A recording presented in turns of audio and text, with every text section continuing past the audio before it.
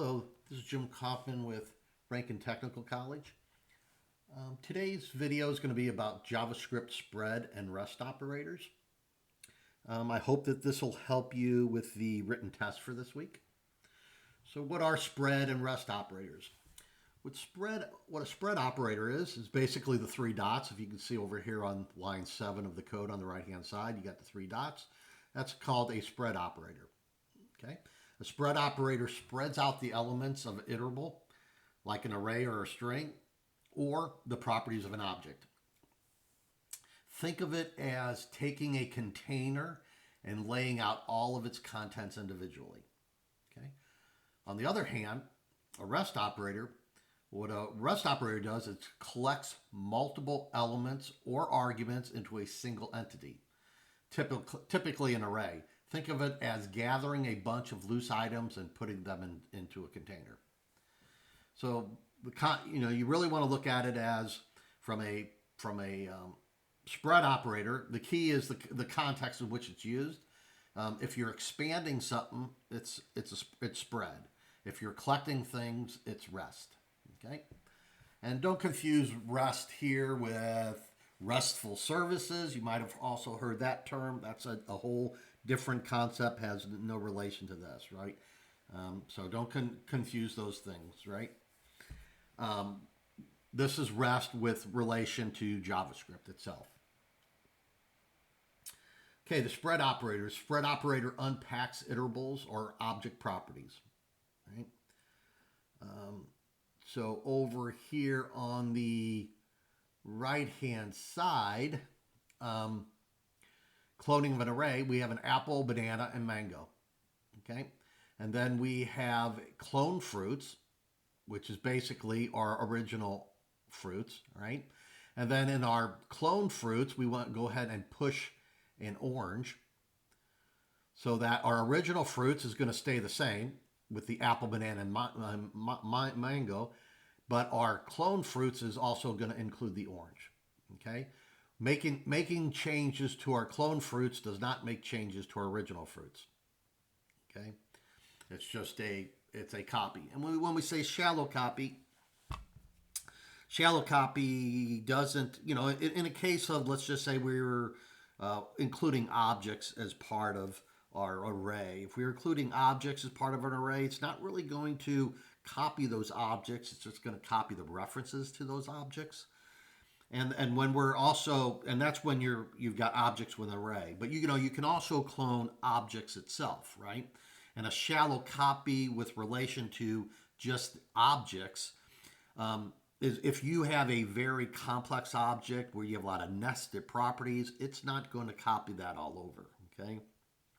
So it's considered so a shallow, when you're doing the spread stuff, it's good if you just got basic arrays and basic objects, right?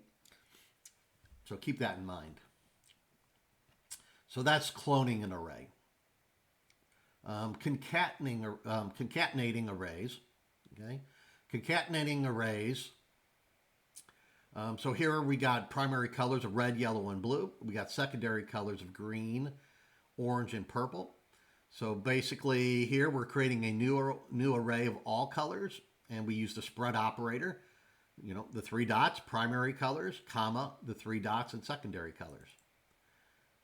And that will go ahead, and if you printed that all out, it will basically print everything in the primary colors and the secondary colors. Okay. Let's look at it with relation to arguments going into a function. So here we've got an array of numbers for math, a 10, a 5, a 2. We have a function called find max, which takes in three arguments, and it will do a math max on those three. So we'll get the maximum number, right, of those three, of the 10, 5, and 2. Right? And then when you call that find max, all you have to do is call it just like this. Find max with the three dots spread operator and the name of the array. And it will return the number 10. Okay. where would this kind of come in handy? Some of these examples don't always kind of show or explain why, it would come in handy. Let's say you've got a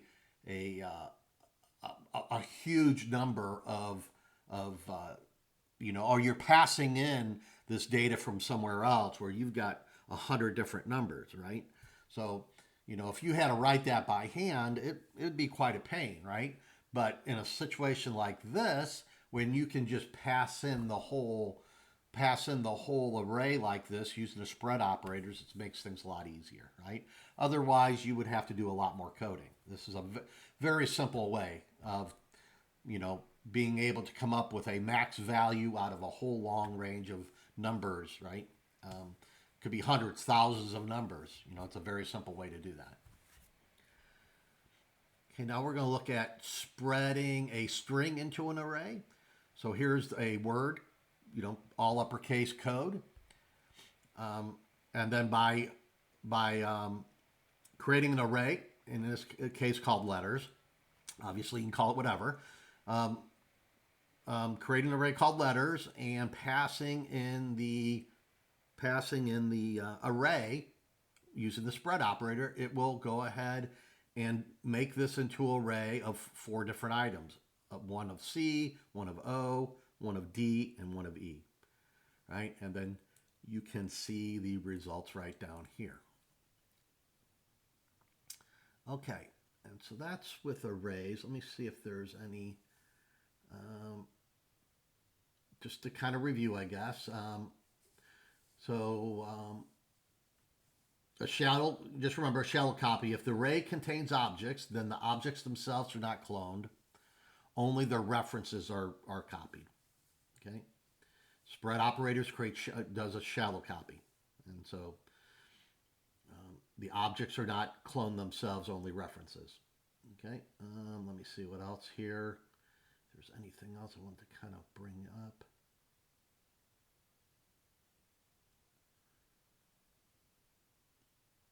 Okay. All right. Let's look at objects a little bit.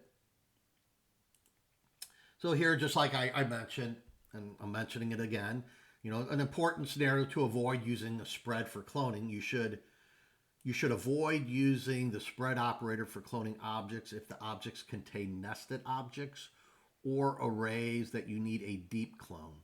Okay? The spread operator performs a shallow copy. This means that while the top level properties are copied, nested objects are shared by reference between the original and the cloned object. Okay? Modifying a nested object in the clone will also modify it in the original. So always remember when you're passing in objects, when you have objects as part of an array, and you manipulate one object, it's going to manipulate the other one. The clone one, the original, or the clone one, right? So keep that in mind. So here's a cloning of an object. On the right-hand side, line 30, cloning of an object, shallow copy. You have a car, make Toyota Camry, year 2021. You're cloning the car, right? Then your clone car, you go ahead and change the year to 2022. All right. And then the output of the original car is going to be 2021, but the output of the clone car is going to be 2022. So did just want to kind of mention again, because, might have been a little confusing. So you can clone an object, using a shallow copy. And so like in this case, we cloned the car, and then we changed the year to 2022. Now this will work as expected, where the original car will have the original year, and then the clone car will have the new year that we updated here, okay? And that is the case. Where it really comes into play when you have very complex objects, right?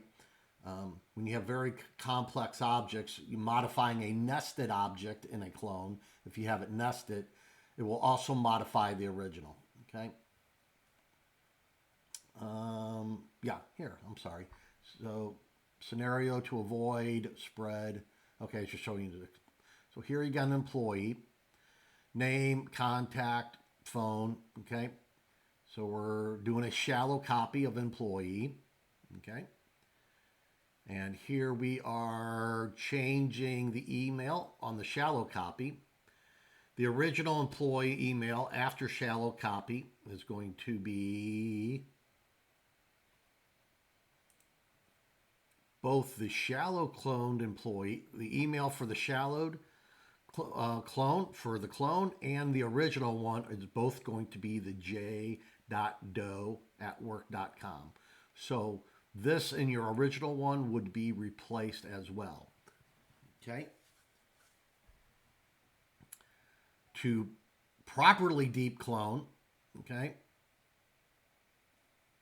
it needs to be done like this. You do the JSON parse, so you stringify the employee. You stringify the employee, okay? And so you're assigning John Doe example.com because it was already changed up here.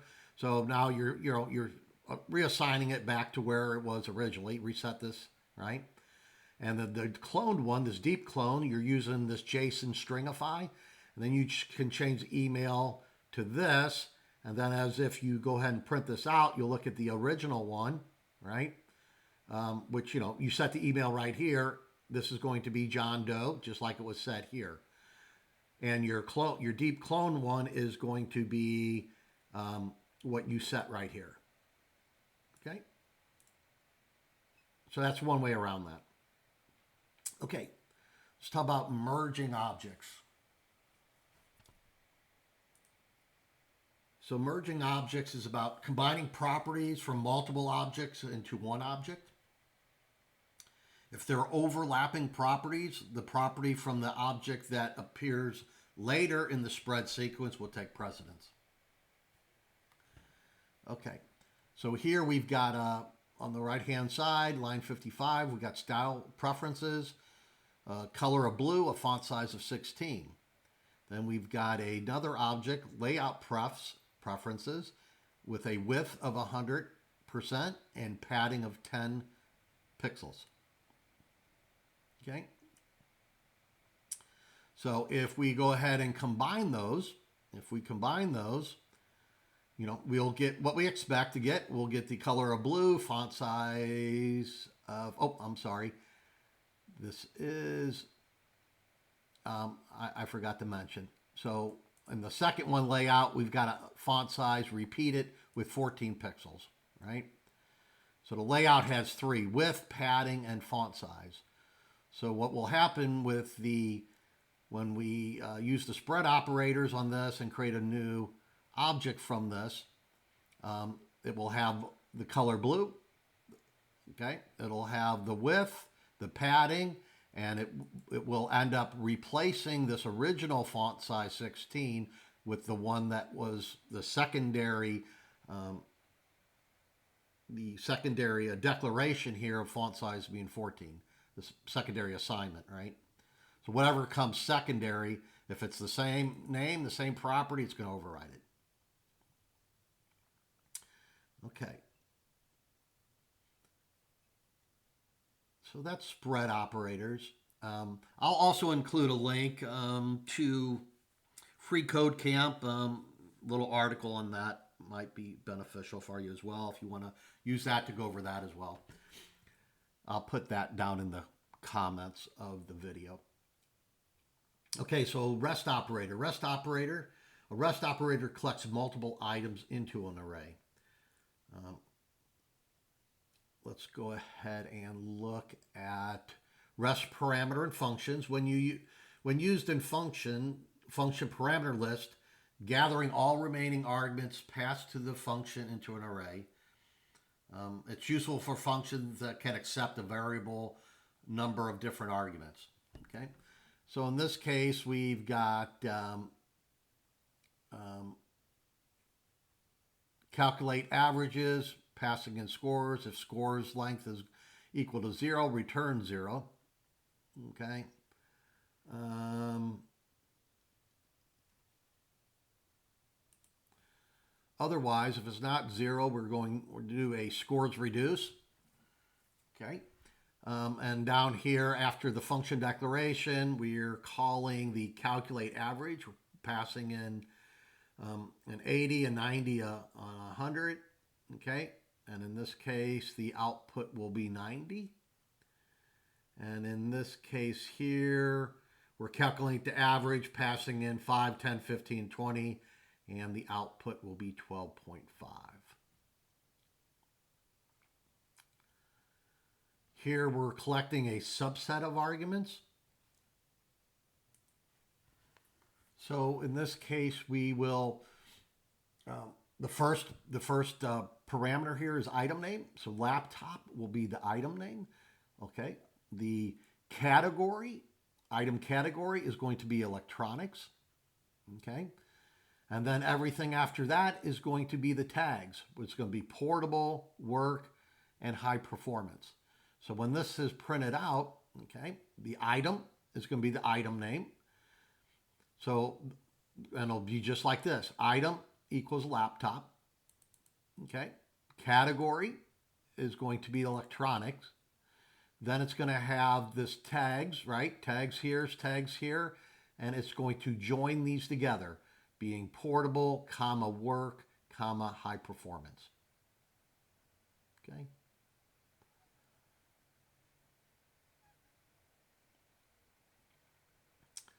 Okay, here we're doing array destructuring with REST.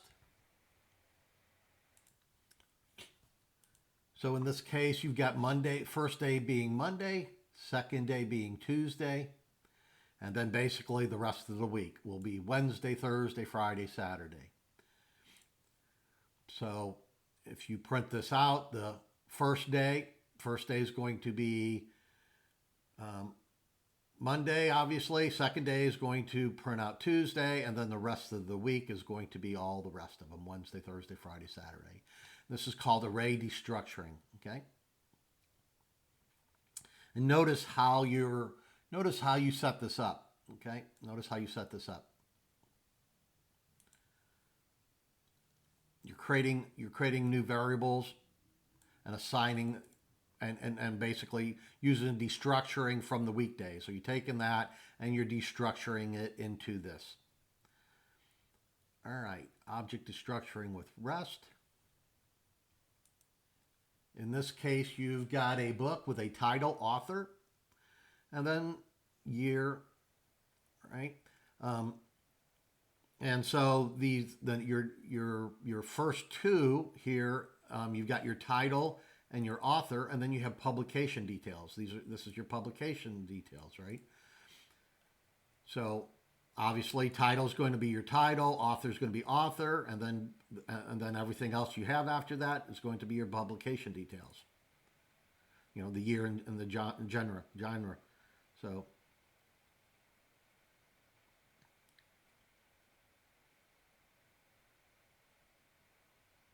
all right.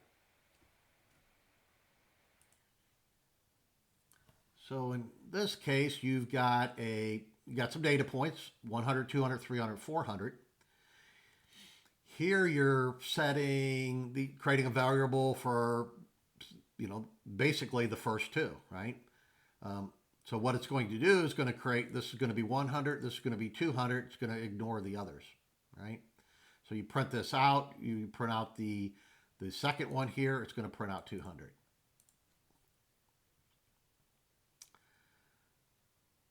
So here's the idea of skipping elements in an array. So here, by setting it up like this X chords is going to be 10. You've got just a space here, so it's basically going to skip this 20. And then you got your Z coordinate, which is going to be 30. So this is just going to print out 10 and 30. It'll just skip 20.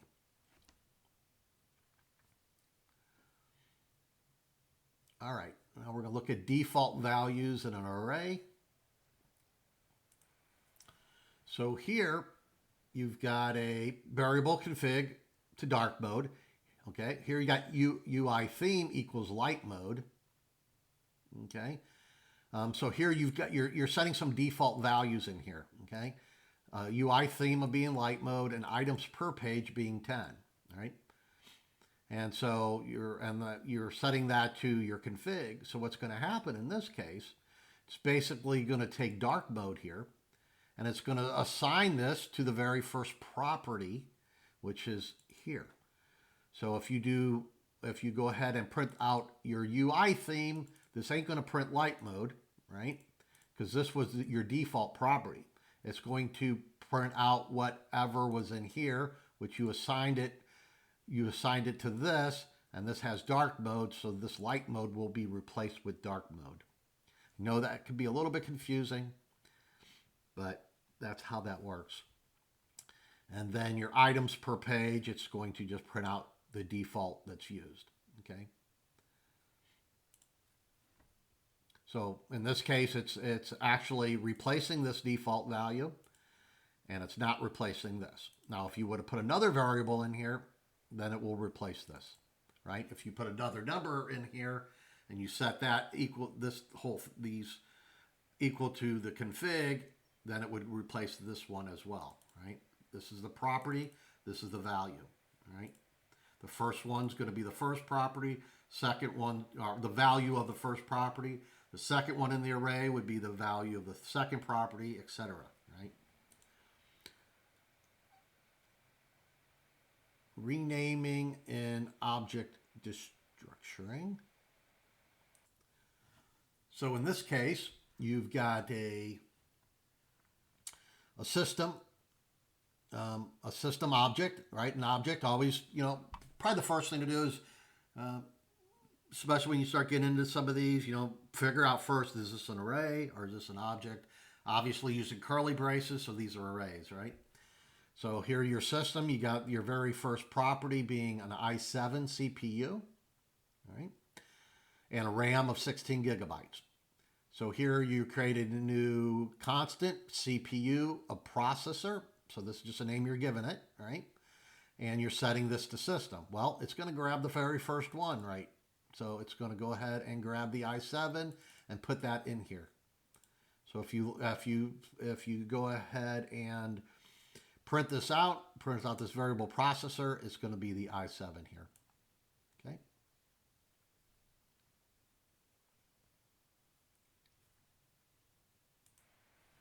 So in this case, you've got this gadget of type speaker. So here you didn't really define this right. So this is going to be undefined. If you would have done something else, it doesn't have to have necessarily the same name, right? It don't have to have the same name, but it does have to have that colon. So you do need to have like brand, colon, space, and it's pretty much name value type thing, right? A variable. So you'd have to do something like that here, okay? Just doing this in itself, it's not going to replace this one. This will be undefined.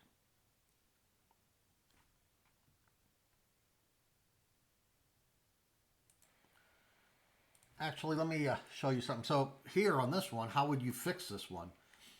So you've got, you're setting this to gadget. You're printing out brand, right? But all you would need to do to actually fix this, so it would print out speaker, is do this. Now you got typer.brand. If I save this, this will end up printing out speaker. Okay. You were just trying to like put the value in here. You can't do that. You have to have the property as well. Right? That won't work like that. Okay.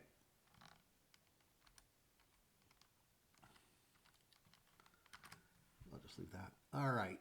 The last one here is nested object destructuring. So with this one, how you would do this is, so you got this company object, name and an address, and then you've got a nested object here, with the street and the city. So in here, when you create the variable, you can create it with, you got your address property, and then in here, city, And then you create your variable, being company city,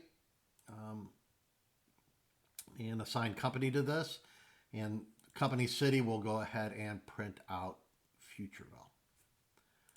I think that's pretty straightforward. Just would takes a little time to play with it and get used to it, but it's not too difficult there, I don't think. All right, let's see. I guess that's about it. I will go ahead and put just a link to a free code camp, little small article if you want to read through that as well. So, in summary, the spread and rest operators are versatile features in JavaScript that help write cleaner and more expressive code. The spread, which is the three dots, is used to expand iterables, arrays, strings, or object properties in places where individual elements properties are expected. Okay, such as array literals, function calls, and object literals. Now, the rest operator is used to collect multiple elements into an array, primarily in function parameters, rest parameters, and destructuring assignments. I know it take a little time to get used to using these. It doesn't happen overnight. But spend a little time. There's other resources to learn this. So if this is confusing, let me know, or there's other resources for you to view as well. So that's all I have. I hope it helps you a little bit on your written test, and let me know if you have any questions, and have a good day.